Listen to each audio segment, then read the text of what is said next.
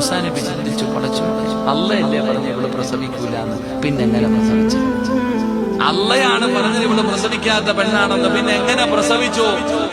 അപ്പോഴാണ് ജിബ്രീൽ അലൈഹിസ്സലാം വന്നിട്ട് പറഞ്ഞു കൊടുത്തു, മൂസാ നബിയെ, അല്ലാഹു ഈ പെണ്ണ് പ്രസവിക്കില്ല എന്ന് പറഞ്ഞപ്പോഴും ഇവളൊരു ദിക്ർ പറഞ്ഞുകൊണ്ടിരിക്കുവായിരുന്നു. ആ ദിക്ർ പറഞ്ഞതിനെ കൊണ്ടാണ് അള്ളാഹു ഈ പെണ്ണിന് മക്കളെ കൊടുത്തത്. അള്ളാഹുടെ തീരുമാനത്തെ പോലും അള്ളാഹു മാറ്റിയെന്ന് നബിയിനാ റസൂലുള്ളാഹി. അതാ ഈ ഒരു ദിക്ർ പറഞ്ഞാൽ അള്ളാഹുവിന്റെ തീരുമാനം പോലും അള്ളാഹു മാറ്റും. അതാണ് ഈ ദിക്റിന്റെ മഹത്വം. അള്ളാഹു പഠിക്കാൻ ഭാഗ്യം തരുമാറാകട്ടെ. അള്ളാഹു പഠിക്കാൻ ഭാഗ്യം തരുമാറാകട്ടെ. പറഞ്ഞുതരട്ടെ. ഇത് മക്കളുടെ വിഷയത്തിൽ മാത്രമല്ല, എല്ലാ വിഷയങ്ങളിലും ഉപകാരപ്പെടും. പറഞ്ഞുതരട്ടെ, വേണ്ട. അള്ളാഹു പറയുകയായി ഈ പെണ്ണ് പ്രസവിക്കത്തില്ല.